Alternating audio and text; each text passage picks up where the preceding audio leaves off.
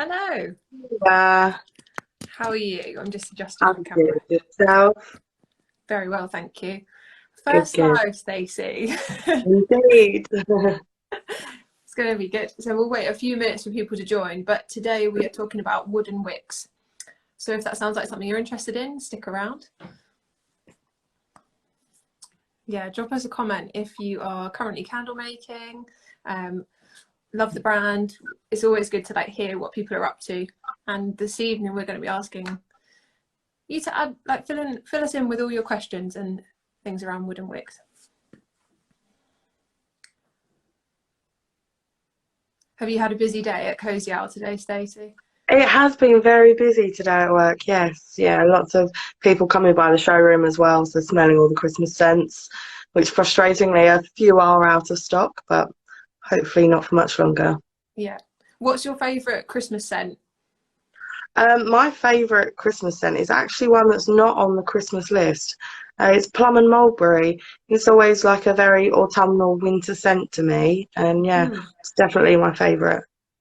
I haven't heard of that one before. I need to have a little look. Yeah, I recommend it to everybody. No, that's really good. I'm going to be asking lots of questions of Stacey this evening because I'll let her introduce herself in a second, but she knows all there is to know about candles and has No pressure. I'm going to set you up there. If you have a question, Stacey's one of the people who answers your emails, and you can be being as specific as possible is really helpful for the team. I can see people are liking winter pine. Me too. It has a really strong fragrance and really good in candles. The team are really good if you're specific or having any problems. They've done lots of tests and will know how to help and everything. Right, I think we've got a few people joining. We should just get going. Yeah. So my name's Abby. I've been working with Cosy Owl for a little while. I run my own small candle business, but I've been running their online workshops, so candle making for beginners, and also some of these Instagram lives. Quite often I'm with a different member of the team from Cosy Owl, chatting about various different topics, and today we're talking about wooden wicks. And Stacey, if you'd like to introduce yourself and what you do at Cosy Yeah, Owl. I'm Stacey. I sort of work in the sales team at Cosy Owl, deal with customer service and sales inquiries. I'm also the key account manager, so looking after our customers that are on wholesale as well. Brilliant. Yeah, as I said, Stacey knows a lot. So I pick Stacey's brain quite a lot, especially when I'm using new products or testing things, just to work out what's best and what she's kind of can recommend. I have been sent some new tins, rose gold tins. I haven't used metal tins before, so this was a first for me. And I was testing wooden wicks with C3 Nature or Nature C3 wax. You'll have to tell me how to say it, Stacey. Yeah. Nature C3, yeah. So it's one of the soy waxes. It's quite a new one for Cosy Owl, I think, but and I tend to use Kera soy, but this is one the team sent me to try out. And just before we get on to wooden wicks, this is great if you want to save money on fragrance oil, because it takes a load of 6% rather than 10% of Kera soy, so that you don't need much scent, even though it can take more, and this heat throw and scent throw is lovely, really strong, so it's a win for me. Lovely smooth tops it creates as well. That's just with a single pour. And what else can I say about it? Not amazing for holding strong coloured dye, but if you love a classic colour or light colour, it's ideal. So yeah, I basically have a list of questions that I have primed Stacey with already, that I wanted to find out a little bit more about wooden wicks today, and have a general chat about how I've sort of found the testing. I use wooden wicks for this time of year, so in larger candles, as people sort of buy candles in autumn, they'll see them through the whole of the season. So I tend to buy them sort of now because and start producing them now because they have a lovely crackle effect, which is like an open log fire, if any of you have used it before. Do you have wooden wicks at home, Stacey? Do you love using them, or do you prefer cotton wicks? What's your style? I prefer cotton wicks myself. Just out of sort of preference, really, not for any particular reason other than the fact that I kind of prefer the flame and the glow that you get from a cotton paper blend wick. Yeah. One thing I suppose I could talk about my experimentation. So there's something on the Cosy Owl website with wooden wicks where they suggest that you should have a 2-ply, like 2 wicks, Yeah. wooden wicks stuck together rather than just one. So I thought, right, that's where I'm going to start my testing. So in each of these containers, so this is a 200 ml metal tin, rose gold, Yeah. and a 100 ml one, and I've done 2-ply and a single ply. And as you can see from my results, the single ply just did not light, and Yeah. it didn't light at all. And obviously the 2-ply have. So I wanted to see straight away why that happens and which was best, so that you guys don't waste your time doing all single ply wicks. But that was the first thing I found. Stacey, do you know why 2-ply is better? It's the reason we send out, say if you order a pack of 10, you receive 20 of the wooden, I say wicks, but the wooden sticks, I suppose, Yes. and only 10 of the sustainers. It's because it does require to have those 2 there. It's a bit like a cotton wick would require a certain number of strands, braids, that sort of thing. The wooden wick does require both of them to be there in order for it to burn down successfully. Obviously, it's also due to the nature of the thinness of the wood. It's rosewood that they're made from. It's just how that burns best. I know other manufacturers will have a different thickness, so it may allow for just the one wooden wick, but those ones in particular require the 2.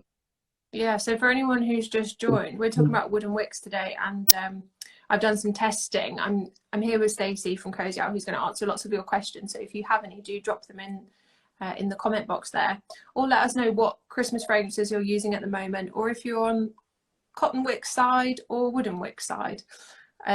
I'm a bit in between, on the fence, but Stacey more prefers cotton wicks, but her prejudices won't stop asking all your questions.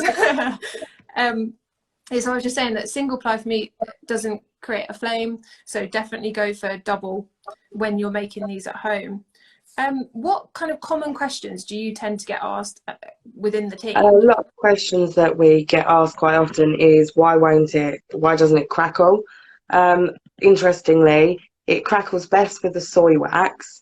Other waxes can diminish how it crackles, and also if you've got too much fragrance in there, will also stop the wick from crackling. So the ideal fragrance load is actually 6 to 8% in order to kind of have the optimum crackle, and combined with a soy-based wax. As to why that is, I'm not entirely sure, but it's how that crackles best.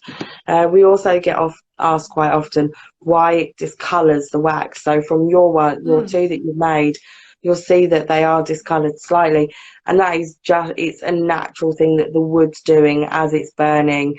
Some of the embers, the burnt embers from that wick are just going into that soy wax. It's noticeable less if you've got a dye in the wax, as opposed to having it as raw wax or light coloured dyes. You would definitely pick up on that. Unfortunately, it's unavoidable. The also other thing that we get is quite often is it's changed how the fragrance smells. That's quite common. Obviously, wood burning, it's going to have an aroma, so it's not majorly noticeable, but it will change how your fragrance smells as a hot throw compared to how it smells as a cold throw. So they're kind of the most common queries that we get. They're really interesting, and that's something that I think we've talked about in the past, about cotton wicks, where the fragrance oil during your testing can really change what the performance of the wick. So you have to test not only the wick type but the fragrance oil, and that's obviously the same in wooden wicks. So that's really key, I think, for people to take away. I saw someone mentioned about saving the video. We'll make sure we do that. We always do after our live. So if there's anything that we've covered before, like troubleshooting or marketing or anything like that, do take a look back. No, I think they, even though it does discolour it slightly, I mean, I don't think it takes away. And also to say to people who haven't tried these before, they're not smoky or anything too strong, or they don't really interfere too much. Like it's not a big issue for me. I smelled a candle the other day that was that smelled literally like an open fire, and it smells like when people go out to the bonfire, and I was like, not for me at all. But these wicks aren't like that at all. They're brilliant. And I use soy wax, so they do have a lovely like they create a lovely ambience, like with the crackling. I'd say it's not like you're sitting by the fire worried something's going to spit out at you. It's not that kind of aggressive crackling. So I try my best with these to explain scents over and sounds, which is a bit tricky, but hopefully you're all understanding. So we talked about like the wooden wicks reacting differently with different waxes. Is there something we need to do or keep in mind when we're choosing the wooden wick for the container or for the wax? Is there a certain width or length we need to go for? Obviously, we sell different, I say thicknesses, but different widths of our wooden wicks. And always on the description, it will explain what size container that is best for. So it's always worth checking that in the description. The majority of them are suitable for, I believe, an 8 to 10 centimetre, and then some of them are a smaller 6 to 8 centimetre. But it's definitely worth checking that. We do have less wooden wicks available in terms of sizes compared to like the cotton wicks, and that purely is just down to the fact that they cover a kind of a broader spectrum in terms of diameter, so there's less of them needed. Sure. Could you, if you wanted a double wick effect or a triple wick in a large enough candle glass, is that still okay with a wooden wick? Yeah, you'd be able to, but I would say that you absolutely need to be testing that more and making sure prior to putting it on sale that it is safe, certainly. And obviously, if you've got like a 100 centimeter diameter candle, not centimeter, sorry, millimeter or what have you, make sure that you're going for the smaller wick if you're having multiple of them. So go for the one that's suitable for 6 to 8 as opposed to the 8 to 10, just because it's going to give you a better melt pool without having too large a flame. Yeah. And the thing with the wooden wicks is they in my experience seem to create a sort of hotter flame than the cotton wicks. So yeah, you need, even if you're a pro and you've done all your testing with all sorts of fragrance oils, it's a bit like if you change one thing, you need to retest everything really, because it can all interact differently.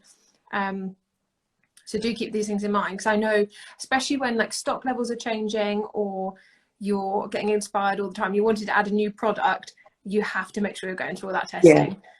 Especially I find when with the when you're doing 2-ply on the wicks, you can see it just about there. They tend to bend apart, which can sort of make the flame a little bit bigger. But you do just have to be mindful of that with your testing. So testing for 4 hours at a time, generally speaking, more difficult in a smaller container, but well, they do say as well with wooden wicks that you shouldn't really be ever having a wooden wick candle lit for longer than 3 to 4 hours. And if you are, to blow it out, trim down that wick and then to relight it again, just because you should never have more than an eighth to a quarter of a wooden wick as the actual wick section. So I can see from your one where they're bowing apart, you're really going to want to trim that down, especially before you light that again. Yeah, definitely. And also it saves it creating more of a sooty effect in the candle wax as well, if there's like less wick there in between. But it's just good practice generally, once you light your candles, to trim them in between each time you light them. What else have I got on my list to like ask? Drop any questions if anyone's just joined. Drop any questions about wooden wicks or candle making in general. I am Abby. I run my own small business making candles, and Stacey works at Cosy Owl, so she's always picking up all your inquiries. So we've talked about the main differences between different wicks, how to pick your wick. I've used soy wax here. Is there anything we should keep in mind if, say, I was going to use paraffin tomorrow about using wooden wicks?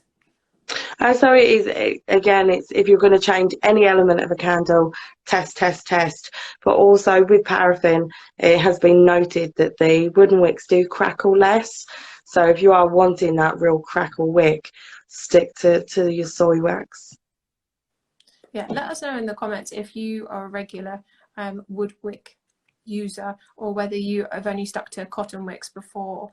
Would you say that, I think you've said this to me before, but for everyone else, would you say that wooden wicks are more for like your more experienced candle maker rather than your beginner? I wouldn't necessarily say that. I'd say as long as you're testing and sort of you're aware that every fragrance is going to burn differently, so any elements change, test, test, test.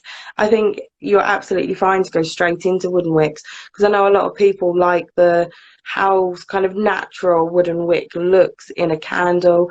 If they're aiming for a particular market, wooden wicks may appeal to them better, that kind of thing. So I wouldn't say steer away from it.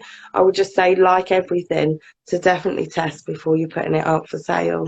Yeah, I think that is the biggest takeaway from today. So I hope that we've answered quite a few of your questions, even if you haven't dropped them in. I saw a few people commenting about their most favourite fragrance oils, which is lovely to see. We'll be coming back with more Christmas inspired lives and hopefully some workshops soon as well. But if you do have any questions about wooden wicks following this live, do just send a DM to Cosy Owl or an email and the team will pick that up for you.